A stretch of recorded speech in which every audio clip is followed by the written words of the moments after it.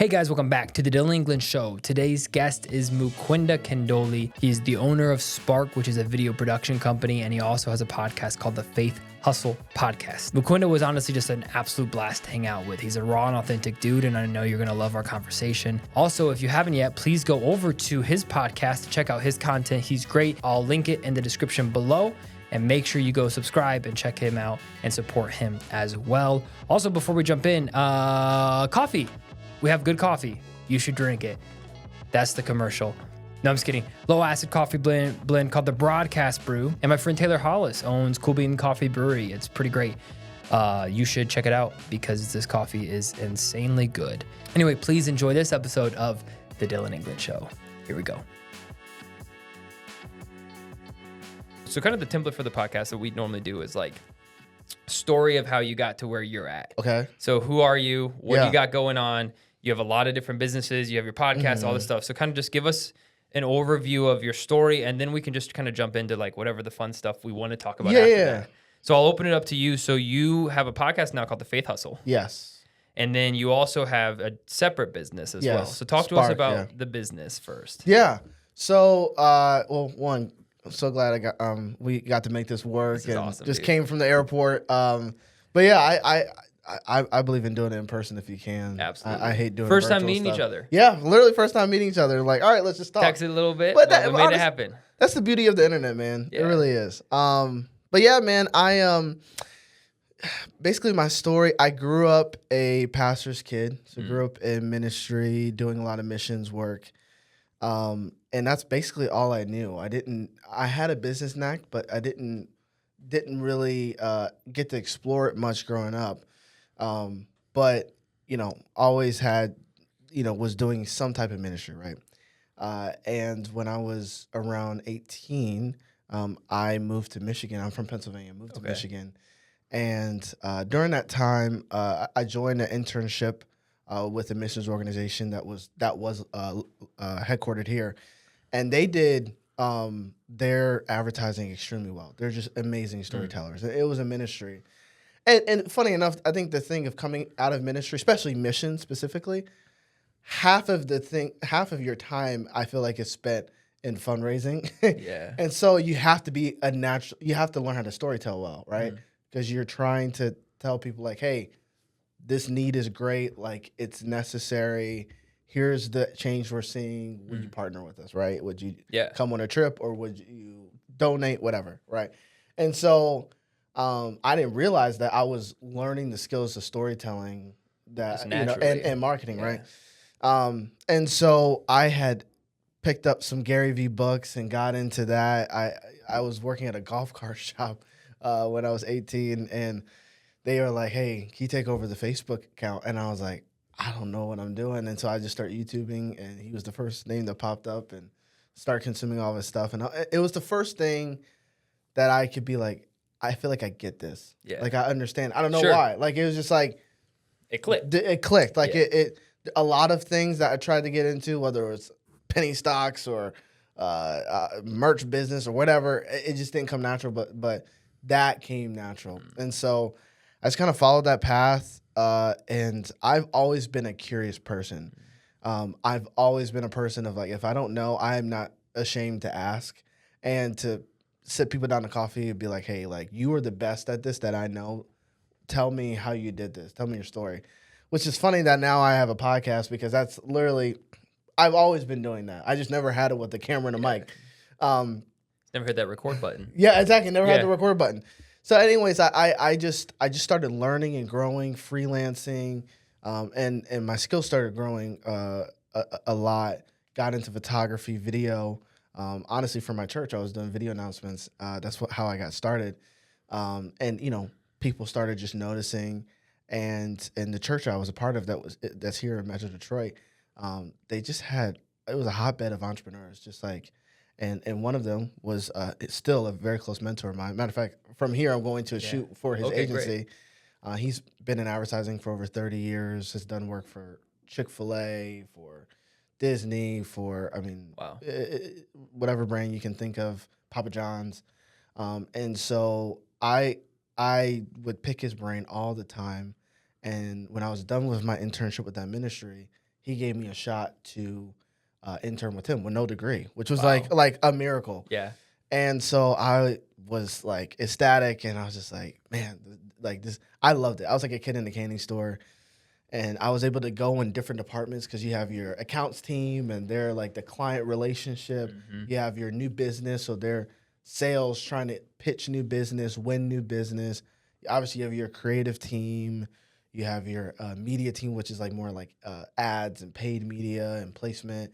You had editors, and so I literally got to just hop around different departments, and I loved it. Like I ate it up, and I'm observant by nature. I didn't realize I was learning how to operate. And how old were you when this was happening? I was 20. I was Okay. 20. Yep. And loved it. Was there for almost a year. Was literally negotiating my salary to go full time, and I mean I was working on the Hungry Howie's account they had. Chick-fil-A account, like had a ton of fun. Big B Coffee, we did a lot of stuff with them, and what I soon come to find out about advertising is that the cycles are crazy, and because you're dealing with, and I don't know why it is with advertising. I've been in it now for almost a decade, and I still don't understand. And I talked to my mentor about it, who's been in it for over 30 years. He still doesn't understand. Everything else you can be rational, but when it comes to marketing, you're not. And I actually just heard someone say this before, like we are emotional people rationalizing our emotional decisions. And I think we sometimes will call it, oh, it's logic. It's like, some of it could be, but a lot of it is just how you. So like, we would let go from projects because they didn't feel like it was working. The numbers could say opposite of like, no, it actually is working. You're on a forward progression, but they just didn't feel like it because I don't know what it is with advertising. I think people just expect it to be magic. So they're like, oh yeah, I put it out there and it's supposed to work for me. The thing I've been saying a lot in my podcast is like, which I'll obviously get into, but we talk about faith in business. And obviously part of my perspective is of running my business like Christ would. And part of that is like humility. And I think part of that even in advertising is like not assuming that everybody should know me. Right. And that, because some people are like, I've been in business 20 years. Man, they should be flocking to me. It's like, no one owes you anything. Yeah. You have to earn trust. Earn trust is the greatest asset in any business. But anyways, I digress. So they lost a bunch of business, and a lot of it was not necessarily we did anything wrong. And so I found myself in the HR department with my mentor, and he's like crying. He felt so bad. He's like, I'm so sorry. We tried our best, but we have to lay you off. And he gave me a severance, which I was contract. I didn't even get didn't severed. even deserve that, right? But he was like, no, we're going to make sure he gets it. But I was in a really tough spot. I was like, man, like, what am I going to do? Because this was like, I was like, I'll stay at this company for a minute. Like, I love it. I didn't have any plan Bs. But I had a lot of mentors in my life around that time. They were like, listen, you're single, you're not married, you don't got kids, you don't got a mortgage. If you're going to do this, if you're going to start your own business, do it now. And so, I was grateful for the opportunity. I never burned a bridge with them.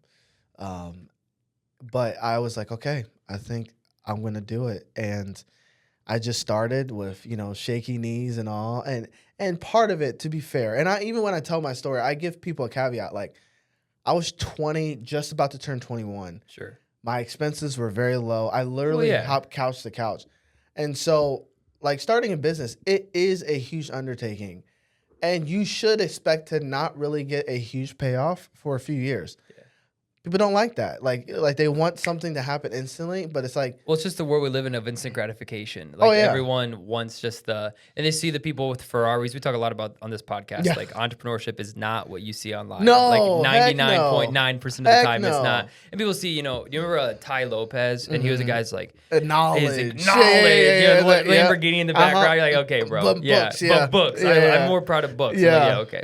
But it's like, that's what people see. They see this like glorified entrepreneur, and that's just not the case 9 times out of 10. Yeah. And like for even me, like I lived with my grandma for the first 3 months of starting my business, and I didn't make any money. Like the month my wife and I got married, I made $300. Wow. On my business. And she's like, You know what I mean? You know what's funny about that? So I had a guest on my show.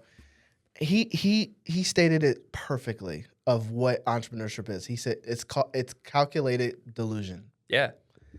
It doesn't make sense, but like even when you said 300, immediately for me, I was like, man, you proved that you can make money. Right. But that's not how anybody else would see it. That's where the delusion comes. Yeah. But there is a calculator of like, hey, you're moving forward. Yeah, every entrepreneur is like this like mad scientist. Oh, Like yeah. a little You bit, have like there's a to. little hidden crazy. You have to have a screw loose. Absolutely. Otherwise, it would. I mean, if I've learned anything in my 7 years of owning a business, it is there are other people who are way smarter than me, who are way better than me than a lot of different things. It honestly, in so many ways, it's just more mental fortitude. Because when you get the no's and you have to pivot or you have to just keep going and pass through the no's, that's where the challenge is. And a lot of times the bounce back is really hard for people. And it will attack your insecurities if you we all have them. Yeah. And it will expose all of them and you have to have honestly a strong why, a bigger vision. For me, mine was in my 20s. I said, I was realistic with myself. Yes, I'm going to grow, and my goal is to grow every year, which I have. I've never had a year where I've gone below. Awesome. But even in that breath, I made an expectation. I just turned 28.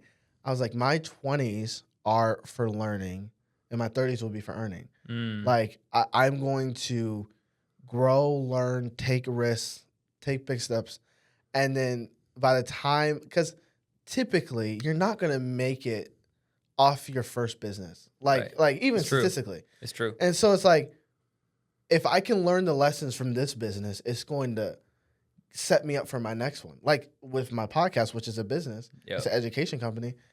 The way I'm setting it up and the way I'm looking at it is way different than how I did this first company. This first company was all around me and around my effort, me having to show up. That's all I knew. Like I didn't know anything else. That's how you start. Yeah. But as you grow and you learn and you make mistakes, all the different things, you get better. So give us clarity, just like on a quick synopsis. What was, because we talked a little bit about the company you started, but we didn't say exactly what you did. Yeah, sorry. I know. No, you're good. So I think a lot of people listening will be like, that's cool. But what's the company? Yeah. So walk us through the company you started. Just kind of give us a quick little overview of that. Yeah. So my company's called Spark. We help spark the potential of leaders and brands through storytelling. Basically, helping them get high quality customers and clients through high quality video content. There you go. And so for me, that's always been a difference maker. And coaching people of how to storytell, and especially messaging. Obviously, quality-wise, we do a great job. But for me, I feel like a lot of people get lazy on like how things are communicated. And for me, that's a missing component. Like the creativity is wrapped around your message.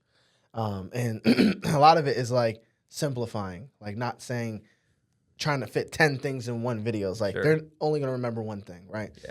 And so that's taken me on a lot of journeys. I did a lot of digital marketing campaigns and content and different things like that. In the beginning, you're doing everything you can. You take what you can get. Absolutely. But now, as it's formed, we focus primarily on social talking head content, for reels and whatnot for thought leaders, podcasts, so video podcasting. So I produce it for leaders, for companies. And then courses. So producing video courses, again, for leaders who are going to be selling it or licensing it or whatnot. And so those are kind of the lane. And then I've always had a coaching hat in a sense, like my favorite part in any video project is pre-production and building it out and writing and all those different things. And we've been able to do a lot of incredible projects. We've had courses that we've worked on that are in juvenile detention centers to help, kids and help them know their worth and their value, and so many others, and it's been awesome. Do you have a favorite project you guys did? Oh man, I mean, that one's definitely up there, just because of the impact and the message. But I mean, one of the most proud moments I'd say I had, as like, in this space was I directed a TV commercial here in the local Detroit area. Had a crew of over 20, and budget was it was close to 100,000. And we just honestly got to have fun. Like, That's honestly, sick, dude. like, just we brought some of the best of the best. Like, we had the producers and DPs that worked on the Pure Michigan commercials. That like, I mean, and people took a pay cut to work with us because they loved working with us. They loved the environment. They loved what we were doing, and we just did some really out of the box stuff for a law firm that, like, I mean, typically law commercials are very like. I was like, I want to do everything that opposite of what they do, just stingy and just like. Was it quirky. like comedic a little bit? Because I think It was a bit I saw this comedic. one. Yeah, a bit that's comedic. cool. Yeah. It was the Marco Polo. I might put a little thing somewhere here. Yeah, Kind of watch a little. Yeah, dude. Dude, how'd that feel? I mean, like when you walked on set. And you had, I mean, you just like, you don't drink coffee, so you're I know. sipping your chai tea. Yeah, my chai tea. Yeah, and no hate on the chai people. If you're a chai lover, disagree. Raise your hand. Yeah, disagree. Go in a corner and stay there. No, I'm just kidding. Yeah, I'm just kidding. We were actually texting, side note, beforehand, and I was asking if you like coffee because I normally make coffee for my guests, and he's like, actually, I don't like coffee. And I was like, well, our friendship just died. Like, that's it. I mean, that is the breaking point. Yeah, we're no longer friends. Listen, I'm just not a drug addict. I'm sorry. Listen, coffee is a drug, folks. Listen, I'm a happy addict. Yeah, stop drinking coffee for 2 days. Yeah. You see what? No, I'm good actually. No, I'm actually. Fun fact. We'll get into that later. I was like, we'll get into my addictions. No, I'm kidding. I'm like, actually, coffee's not the only thing. Yeah. So when we were texting about the chai, and I was just giving him crap. But dude, when you walk on to that set and you're looking around and you're like, dude, just like a couple years ago, I was unemployed with a severance package, living out of a walk-in closet. Yeah, like literally, like I mean, what was that like? Just like, did you have a moment? Did you have a moment to just kind of pause and just be like, just be like, dude, what the heck? Oh yeah, is the whole happening? time. I mean, especially first day. We get in there, because I storyboarded this out, right? So I'm writing this vision out. Worked with our good friends, our mutual friend Philip and his team. Shout out Modi. And we're putting the pieces together. And then you get there, you're like, oh my gosh, this is actually happening. It's worked. My vision's coming to life. Because a lot of times in video, there's a lot of things that you want to do, but you're just limited. Is that budget limited or skill limited or both? Or team, right? Yeah. Because in the same sense that a doctor, you wouldn't go to your, regular doctor for checkups to get heart surgery, right? Right. Like there are specialists in every field, right? Like we had like somebody that their little job was like set design. Like that's all they did. Like they were like, okay, what does this scene need? Okay. Like we had this guy fall off a ladder and he was a stunt guy. He fell off a ladder. He had this puff of smoke that he like put together to make it seem like when he hit the ground, which he didn't hit the ground. There was like dust. It was dust. Yeah, and I'm like, I didn't even ask him to do that. He just knew he needed to do that. And I was like, man, I again, not to divulge too much into it, but I learned a lot of business lessons from that shoot. The biggest one was Jim Collins, his book Good to Great. He always talks about it's actually more important to have the right people on the bus and not know where you're going than have the wrong people on the bus and you feel like you know where you're going because you're not going to get there. Yeah. And so I realized I was like, as a director, my job is to get the right people on the bus. It's like we'll figure out the concept. As long as I know I have a team that can execute it. Yeah, that's actually what matters. Dude, that's great advice. I mean, that is great advice for anyone's thinking of starting a business and anyone thinking of the entrepreneurship. I mean, maybe you have a business, you're looking to onboard. Yeah. It's finding those right people. It matters. It really matters. I was just called my assistant on my way here, and her and her husband they've been working with me for about 2 years and in different capacities in my company. And I was like, I literally like texted them the other day. I'm like, how thankful I am because it is not easy to find people that you can trust and you can run with. And when you find them, you hold on to them.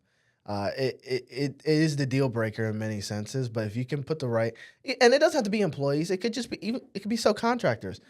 Yeah. The one thing that I would say, if I said that Spark that we do well, I have a very high standard for quality, and I have a very high standard for the people I work with, not just their actual capacity of their skill level, but their character, and like that I could leave them in a room with a client and not have to worry, right? But I also take care of them really well. Yeah. Like I pay them on time. Like as soon as I get payment, they get paid that same day. I don't wait on that. I basically make their lives as easy as possible to set them up to win. And I celebrate them and I honor them.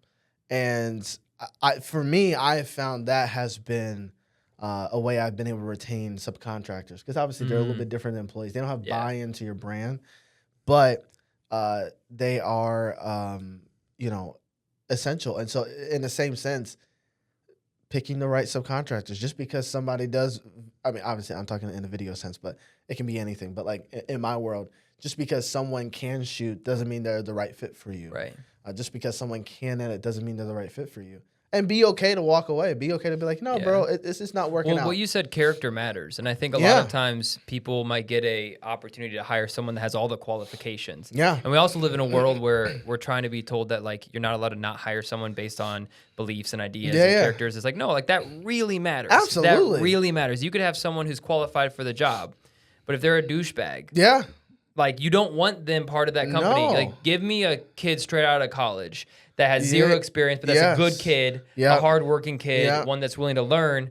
That's the hire you make 10 times out of 10. You know, because then, like, someone like you, when the guy brought you on for his advertising agency, he knew someone like you was like, I want someone like this working here. He doesn't know jack yet. Oh, yeah. But he will. Absolutely. And he has that hunger. Oh, the amount of times I've been brought on, sorry, I didn't mean to cut you off, but the amount of times I've been brought on projects, I'm like, there are definitely other people who are way more qualified than this. And I would have people say, honestly, we just liked you better. Yeah. Like we just got along with you. You just had a right spirit. And so it guns, and here's the problem with that. That's not something that you could, like, necessarily read a business book or, like, put a strategy, be a better person. You can't fake that. No, that's the thing. It's right. Either you got it or you don't, or you're working to develop it. Yeah. Well, it's just like, be kind. And that's the thing, is like, be kind. You don't know who's watching. And then sometimes people have personalities that are more gravitational than others. And sometimes, and that's just kind of the way the domino falls. But overall, like, I mean, this is a kind of a bad example of that, and then we'll kind of keep going. But when I first started doing Aflac, like, we cold call a lot. So we have to, like, walk into businesses, just knock on doors. And we had just moved to the area. This is like 2018. We just moved here. And I went into this store during, like, my work day, but it was also a store. It was a furniture store, and we needed furniture for our house. So in the back of my mind, I was thinking, like, hey, maybe we'll come back here off the job. So I walk in there, and I said, hey, what's going on? It's Dillon with Aflac. And this lady is like, I'm not interested. I want you to get out of my stuff. Like, just started screaming. I'm like, whoa, okay, whoa.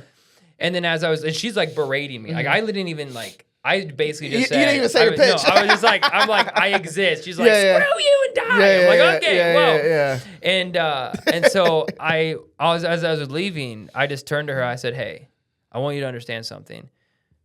You might not want what I do, and that's fine. But my wife and I just moved here, and I was thinking about stopping at your store and shop here, but I'm never coming here again. Dang. And her demeanor just shifted. Wow. Because she forgot that I'm also a potential, like, I'm a human. I'm a potential customer. My job dictates that I have to sell something. But she forgot that I was, and basically said, I'm just going to let you know, I'm going to tell all my friends that never come here. Yeah. And in this moment, I saw her face shift, and she was kind of like, okay, well, you know, it's been, and I'm like, no, it's okay. You know, have a good one. I appreciate you. Have a good one. And I just called my wife, said, hey, never go here. You know, it's crazy. And we never have, and none of my friends ever will. Yeah. And that one, she could be a lovely lady. Yeah. For all I know. I doubt she could have had a bad moment. She could have had a bad moment. Doubt it. But she could have. She could have. But when you don't treat people well, it almost always comes back to bite you. Oh, yeah. And when you treat your employees well, when you treat your clients well. It all matters. It all matters. The smallest things matter. And so she lost, you know, even if it may have been a small couple couches or whatever, doesn't that's matter. Still business. You could have told somebody else. Yeah. You told somebody. And so that anyway, just to say, it just matters. No, I even to keep going on that, I actually just had an incredible experience with Enterprise. Like nice. At the airport, they were amazing. Like to the point, I'm like, man, you guys are. They had bottles of water ready right there. Got me quick, problem solved for me. Was patient, had smiles, walked me to my car, and then, went to the exit. Even the lady, like she was so kind. She's like, how was the customer service today? Did we serve you well? I was like, yes, you did. Yes, and in fact, you did great. And I tell you what, like even that's indicative. Like I'm talking about it now. We are always being talked about in rooms that we're not in, good or bad. Yeah. In the same way, you'll talk about a restaurant, whether it was good or bad. Yeah. I used to. So one of the reasons I stopped working with restaurants. I once upon a time I did some marketing for restaurants.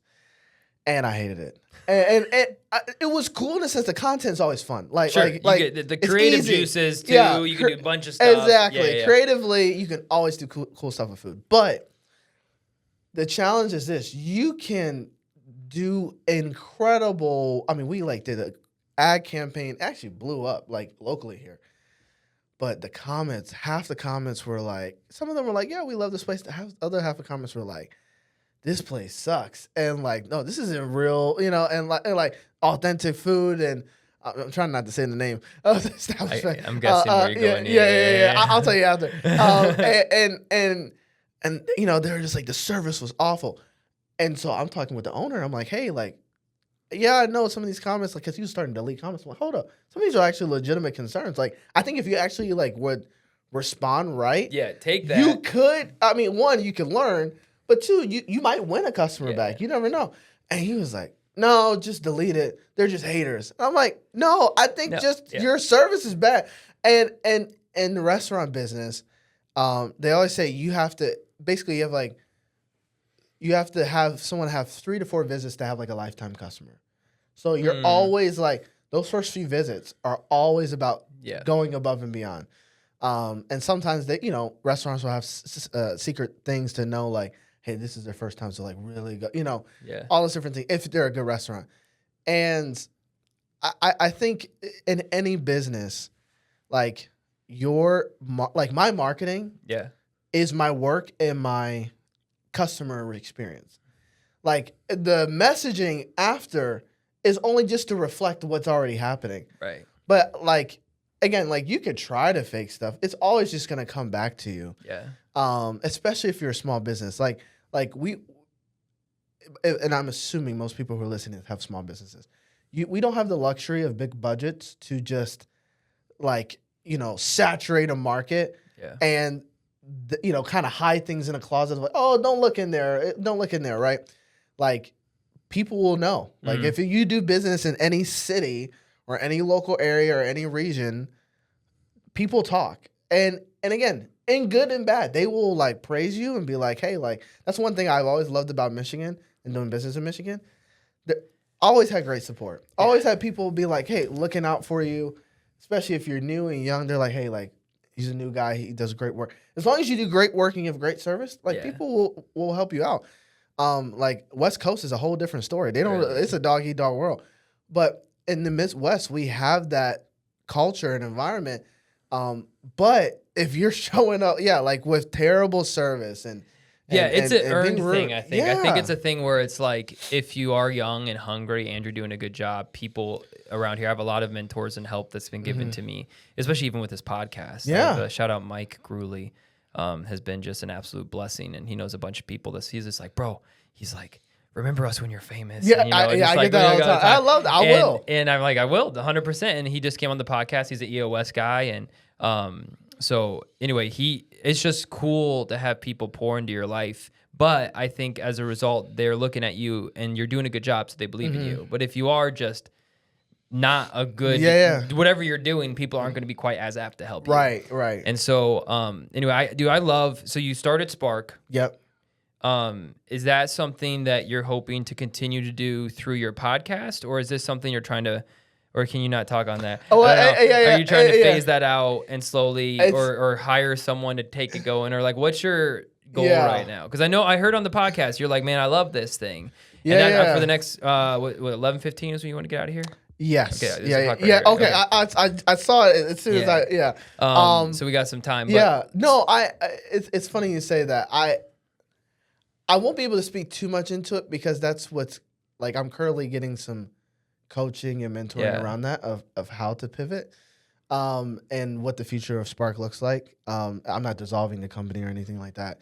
I will say, I think just in general, I'll say the biggest, if I learned a business lesson, anything in the past year, even this year, I think it's simple scales and simplifying. I think, obviously I'm in the service business, and in the beginning, again, you're a jack of all trades, right? You're just trying to, you have a bunch of things that you can do, but you're never known for any one thing that you do well.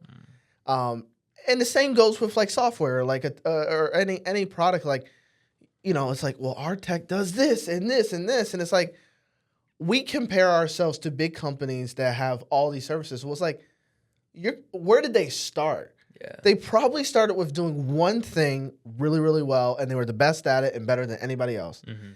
And I realized, like, man, what do I want to be known for? Right. And so that's what I've kind of been like, just thinking of like, okay, how does Spark and Faithustle, how do they align?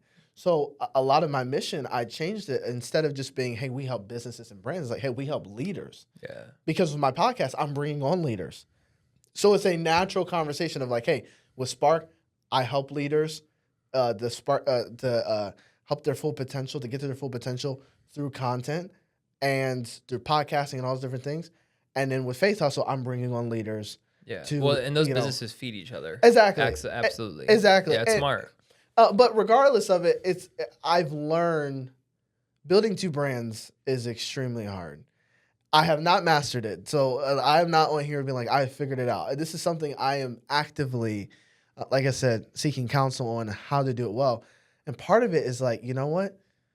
You either have the resources or time, resources to hire out employees, hire people, or you have time and you're just strapped in doing both. Yeah. Usually, and this is where it's like, you almost have to make sacrifices of like, okay, like, what are you going to simplify and not push as heavy, like on a advertising or promotion front? And what's the one thing that's going to be your bread and butter? So like, I can say this, and wouldn't be a surprise. Faithustle for me, that's the thing. I can see 20 years down the line. Yeah. Oh, I can tell. You love it. I can see it. Anyone that watches, so Faithustle on YouTube, it's really good. Faithustle with Mukwenda. Follow it on YouTube. Thank you. We'll do a plug real quick. Thank you. Before people live. With one H. With the one H. And we'll put a link and all that stuff in the description. But you can tell when I watched you, I'm like, people say that I said the same thing about you that people say about me. Mm-hmm. It's like when we talk about our businesses. So when I have my insurance agency, I'm passionate about it. It's what pays the bills. Yeah, absolutely. I love it. But my buddy Mike is always like, bro, but when you talk about your podcast, your eyes light up, when man. you talk about it, man. And I can see that with you too. You have that, like, you just like, man, I see it. Yep. I know what I want to do. Yep. And it's exciting, man. Oh my God. It's exciting. I never been, because I think part of it was like, I felt like, I literally told my producer, the first day we filmed, I said, I felt like I was born for this. Yeah. Like my curiosity that I've naturally always had, even as a kid, obviously getting in business, but also like being able to incorporate and talk about my faith, talk about both things that I love. Yeah. Like I'm equally as passionate about my faith as as business. Obviously more passionate about my faith, but you know what I mean? Like, yeah. Those are both strong passions. And with Spark, I've never been able to really do that. And so in this format, I can, and I'm like there's people are loving. I mean, dude, and I'm sure you've gotten this, the texts you get, and the messages and the emails you get of like, man, this you don't understand how this is helping me. I've had people. We've only had our podcast up and running since February. Yeah, and we've gotten emails of like, man, like I'm a faithful listener from the UK.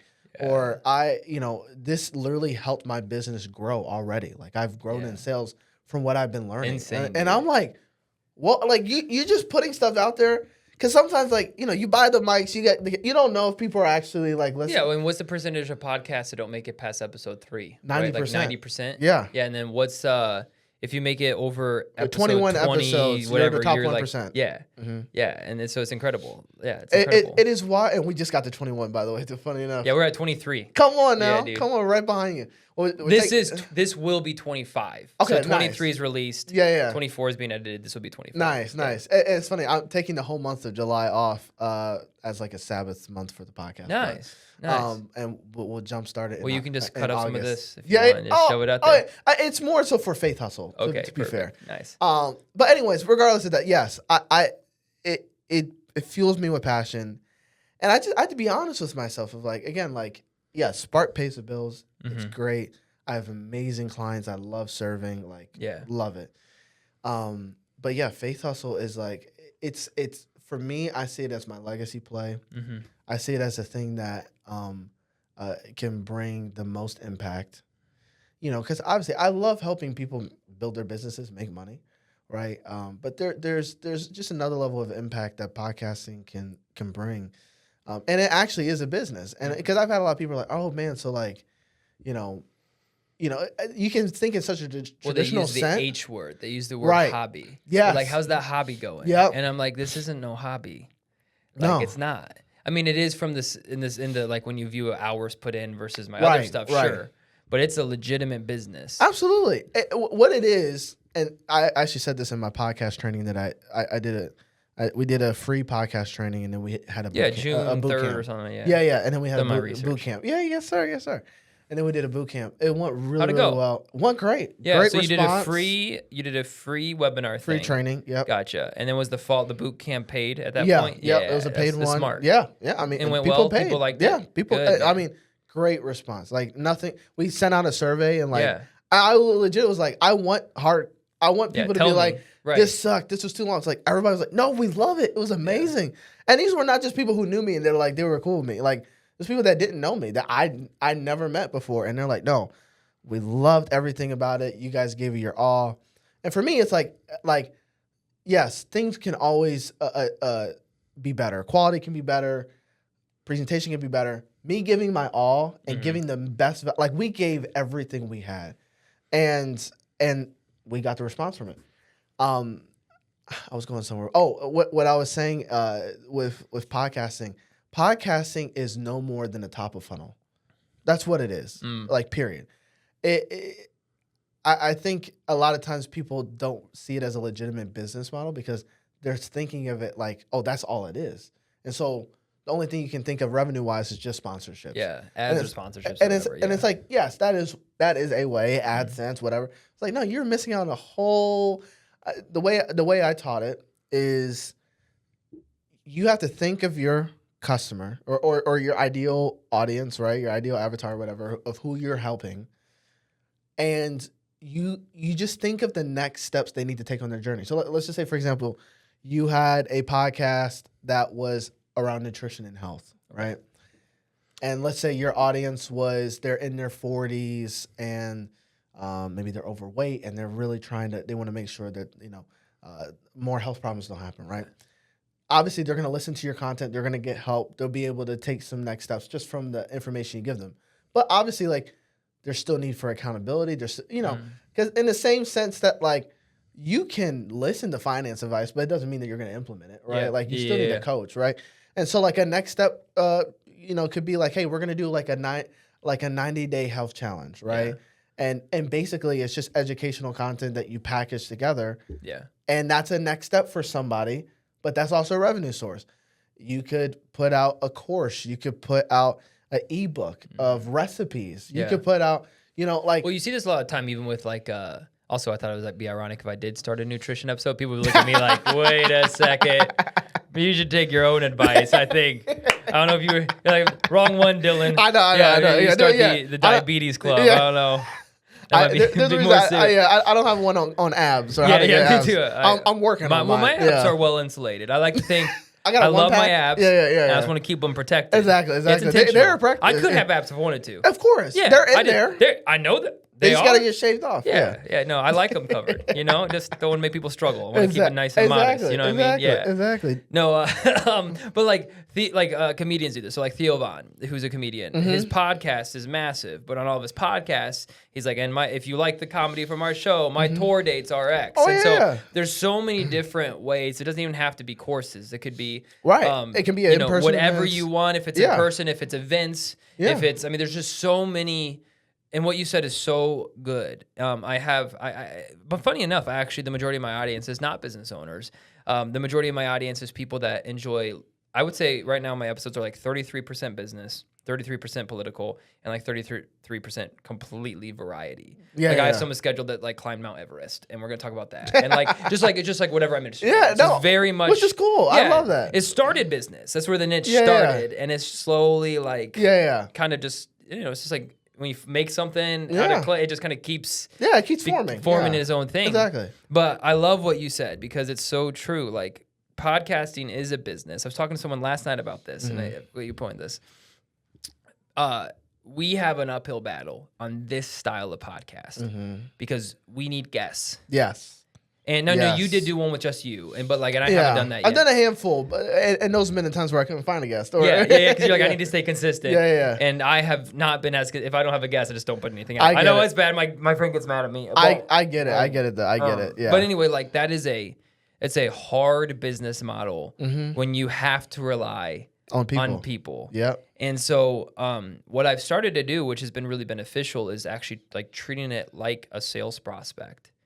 Yes. And so I have a CRM system that I have all of my potential guests that I want to have on the show. I track all my correspondence. I track this. I'm like, okay, I need to do 5 or 10 reach outs before they probably respond. And then I have different tiers of business or of clients. So I have like you're a friend of a friend. Right. Okay, you're on tier 2. Right. We don't know each other. Right. You're a business owner. You're someone I'd love to meet. Right. Odds of it happening fairly high. Right. We'll probably make it happen. Then you have the guests that are like, I want Tulsi Gabbard on here, which is that's just. Oh yeah. But this is what I think I'm gonna need to do. To get there. I'm gonna need to fly to Arizona and go to this event. Then I'm gonna do this, then this, then this. Yeah. So I have the same thing. Yep. So when you treat it like that, I think that's been one of the ways that both of our podcasts have kind of rose fairly quickly when it comes to the podcasting. I don't know if you want to share that, but that's how I've tried to leverage my business side of things when it comes to the podcast. Oh yeah. So give me feedback. Tell me what I need to do better. Oh man, you're the coach. No, I all of that is good. The one side note I was gonna say in the power of podcasting is that, I have a client that we're gonna be filming tomorrow.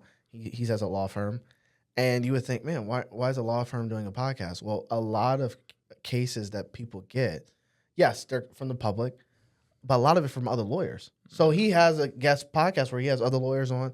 They're talking about their craziest cases called Cases Gone Wild. You should check it out. Yeah, there you go. Shout out. And he gets a lot of business from the lawyers he has on because they're seeing the studio space that we do in his home office. They're like, oh my gosh, this is legit. Yeah. We got 3 Black Magics. We got the whole lights and the whole shebang.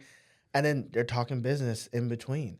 And I know a lot of people that use podcasting solely for a sales mechanism. It's better than a cold call. Yeah. Well, that's where this was born out of. Yeah. That's where this was born out of. It's better than a cold call. It's like, hey, I know somebody that he's such a niche space that he only has 10 clients, but he has those clients come on his podcast for retention. Because everybody wants to sound smart and wants to, get on a mic and oh yeah, I want to talk about my idea. Same. And it's hey, feed off of that. Yeah. It's my boy Jason Tracy too. I shout out Roar Consulting. He does the same thing. Yeah. He's a consultant for businesses, so he has all these business owners come on his podcast. Yeah. And it's just this natural just feed in. For sure. It's so smart. Absolutely. Yeah. But as far as what you should do, I think, and again, you're a lot of it is just around who you admire, right? Yeah. For me, and obviously you've seen this, the quality of the shows always comes down to the quality of the guests. Yeah. And so for me, there's no better recommendation than the people I've had on because I already admire them. So I think just pulling off of that, every person you have on is hey, who's 3-5 other people that you think they should be on? Oh, you should totally get that because it makes. I've had guys that I'm there's no way I can get this guy, but I had his friend on. And so I'll message them saying, hey, Your buddy, our mutual friend, so-and-so, he was just on. Would you want to come on? Oh, if he trusts you, then yeah, I'll go on. You know what I mean? And so like, and I have a few that I'm working that out right now of like, I'm like one relationship or two relationships away from this person that I really want on the show, right? And so, yeah, I got my dream list and all that. But obviously in between then, you know, I talk about my podcast everywhere I go. Yeah. Like that's the main thing I have the mission statement memorized. If you ask me, what's Faithustle? Faithustle, we help young Christian entrepreneurs learn how to build their business God's way. There you go. And so at networking events, I'm saying it, and like I'm owning it. I have a podcast, you know, and because once you do that, people start being like, oh man, you know who you need? Mm-hmm. Like I it's always true. I can vouch for this. It's very accurate. It's wild how like people are very supportive. Like, oh man, people want to help. They do. They really do. And like. And so, and I also, like, I literally I have a guy, he's actually flying in from Tennessee in September to Texas. And I got him on the show. Literally, I put it on my stories of like, hey, who should I have on? And then obviously I sifted through. I didn't say yes to all of them. Yes. But I, you know, a lot of people being like, me. Yeah. Like, the amount of times I didn't realize how many times I had to say no. Dude, it's crazy. So everybody comes out of the woodwork because everybody thinks they got a story. Okay. I have to show you this. I have to show you this. And it's on my phone.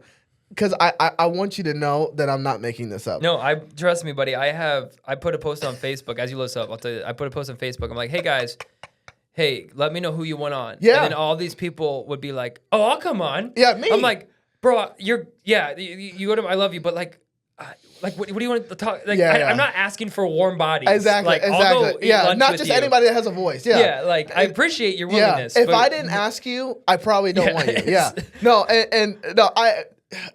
No hate, by the way, but it's like when you're trying. The best advice I got in podcasting was only put out shows you would listen to. Yes. Only bring on guests you admire. Yes. If you could do that, because part of what makes this great is that you're curious. Yes. If you are not curious, people know. Yeah. Like that energy. People sniff bullcrap a mile away. Oh, absolutely. Absolutely. Yeah. You can feel the energy off in shows. You're like, whoa, like and there's sometimes, you know, you could be like, I'm not quite sure, but you have like that's like our mission statement. But it's like, hey, we have real and authentic conversations with experts, interesting people, and entrepreneurs.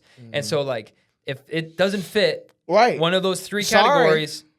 I can't have it now. No. Luckily, I built those categories to pretty much. Yeah. It's very few things that won't fit into one of those things. But if I'm not interested in it, I'm not gonna ask a question. Anyway, show me what you got. Yeah. No, okay. So read this one. I'm gonna read out loud. Yeah. Okay. I won't do the name. Don't say the guy's name, but yeah. All right. I am. This is not the person's name. I'm just gonna change it. I'm Bill. That's not who it is. But let's say this person's Bill. Whoa. Wow. Okay. I'm Bill. I am the 19th child out of 21 children to graduate from college. Dang. Yes. My mom gave birth to 21 children by my dad. Holy Moses. He didn't say the Holy Moses part. That was my ad lib. And if you do the math, you will discover that she stayed pregnant for 15 years. Can you interview me on the podcast of your show? On your podcast show in 2024. He wanted to be on the podcast because he's 19 out of 21 because he was birthed. He wanted to. He's like, my mom and dad stay busy, and I want to talk about. And I want to talk about. I'm like, if anything, I want your mom on the show. What do you mean? How'd you do it? Yeah, I have one question. Why? Yeah, exactly. Did you guys not believe? Did you like figure? Did you not know? You didn't know how it worked. Yeah. Wow. So that's you amazing. get stuff, but you should do it. But here's the hard. No. But here's the harder thing. I've had to say no to people who actually have great businesses and make great money, but they just don't fit what I'm trying to, like for me, it's not enough for you to have a business and even to call yourself for, again, my context, a Christian. You actually have to walk this walk and actually like live it. Like I can't be guessing of like, I don't know if he's real.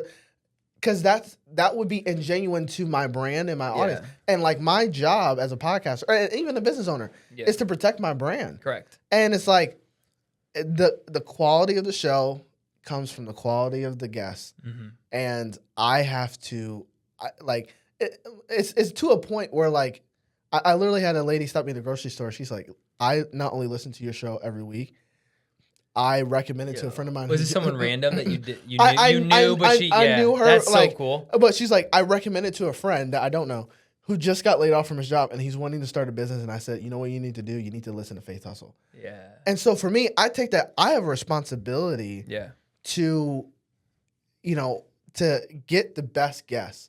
So I always do a pre-call with them if I don't know them, unless they're a recommendation or I already wanted to reach out because I had been seeing them from afar anyways.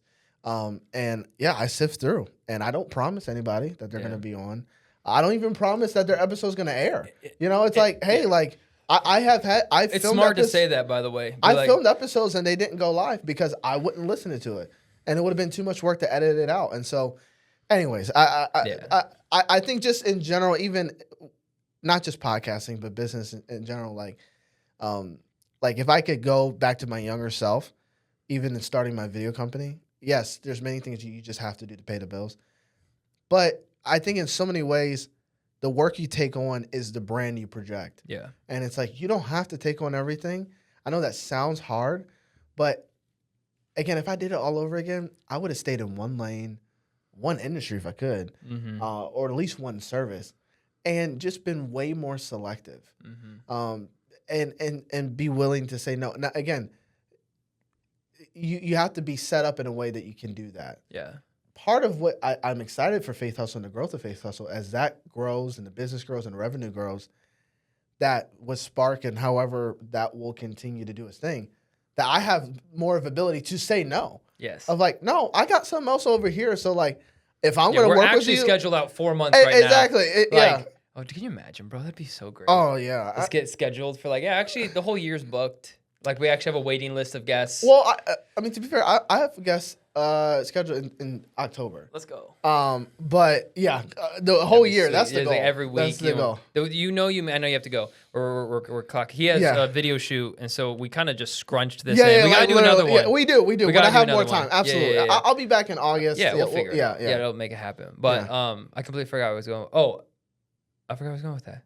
You were saying something about podcasting or guests. Oh yeah. Booking them. Yeah, I just think you made it. This was gonna say, and you made it is when people are emailing you, like qualified people are emailing you, like, yo, can I come on your show? Yeah. Like then you're like, okay, this is starting to it's legitimately actually, be real. Or their assistants. Correct. I've had that a few times where it's like, oh, hold it, you want to be on my show? Wait a second, really? We're doing something special here. Show? Yeah. No, it's awesome, man. It's a fun thing, man. It is. Well, I know I don't want to make you late. So I know we've been eyeing the clock. If everyone's been, we have like a clock like right here off camera, and we've just both been like corner of our eye checking it out. I hope it's been good. I know it's been short. Hopefully someone got something out of the conversation. This is going to be the record for the shortest podcast we've ever done. Really? Dang. Yeah. The first couple were like 45, but we normally average like 2 hours. Gotcha. Is sometimes more, but like like I said, very Rogan-ish. Yeah, no, I get it. Yeah. But thank you guys. So couple shout outs. I'll give you a moment. Yeah. Give us some things that how can the show help you? How can my listeners help you? Yeah. I'm trying to get to 1,000 subscribers on Faith Hustle. So it's the Faith Hustle with 1 H. Obviously, if that type of content will resonate with you and help you, we're on YouTube, Apple, Spotify, basically anywhere you listen to podcasts. You can go to thefaithhustle.com. And then obviously I have my company Spark. Sparkyourbrand.me is the website. If that fits you, if you want to start a podcast or you have a podcast and you want to up the production and need a team, we can do that. But man, I'm just happy to be here, man. I'm like I said, I hope someone got some value out of it. They did. It's guaranteed. Yeah. Oh, it was a great episode. I mean, we could have talked for another 3 hours. I think we have a lot of stuff we could have talked about. Yeah. But it was great, and I think link will be description for everyone. Want to check him out? Postings on our socials. He's at 700 something. So we're close. Yeah. We're close. We're getting there. How's those watch hours doing? It's almost at 4,000. Almost. Yeah. Oh, you're close. We're inching our way. We hit monetization in May. Let's go. June. No, May. Yeah. Let's cool. go. That's like my first. Dude, getting the first YouTube just paycheck milestone. was sick. Yeah. Just a milestone of like, I know the check might only be like $20, but like even just. I'm 500. Come on, dog. Come on, man. Come on. Yeah. Hey, in faith, we gonna get there. Yeah. We gonna get there. Yeah. Together. Well, and one thing, last thing I'll say for everyone listening, if you're starting whatever podcast, business, whatever, finding people in the same vein as you is so important. Like we just met, but I can already tell we're going to have a deep friendship, and I can already tell that our shows are going to try to help each other out. So the more people that you can meet in your lane that are also trying to there's plenty of business. Oh yeah. We're not competing. Oh no, and so not at all. I'm looking at you being like, how can my small show help your small but growing show? And then it's just a vice versa thing. I literally have a friend that has a podcast called Christian Entrepreneur Podcast. And you would think they'd be direct competition. I'm like, no. Like there's plenty. He has a different angle. I have a different angle. Yeah. And people listen to more than one podcast. Absolutely. And like, so we support one another. Yeah. He's been on my show. I'm going to be on his show. It's like, and we can just cut all that stuff out. So just support each other, man. And thank you for coming on the show, brother. Absolutely. I appreciate it. Subscribe to his channel. We're so close. Lastly, shout out Cool Beans Coffee Brewery. If you want low acid coffee and you are addicted to caffeine, we are here to serve your addiction. And if you are I don't know, you should get a chai sponsorship. We really should. That would be legit. Actually, that's a great idea. You're welcome. I'm gonna find a chai sponsor and just make there a you Faith go. Hustle So chai. all three of you in America that there are more of us who love chai. Okay, I'm sorry. I'm sorry. I'm just like a dig, like last second before the video. Well, guys, thank you. He needs to get going. I appreciate you, brother. Thank you for coming on the show. Absolutely. Subscribe. We'll see you guys in the next episode. Thanks, man.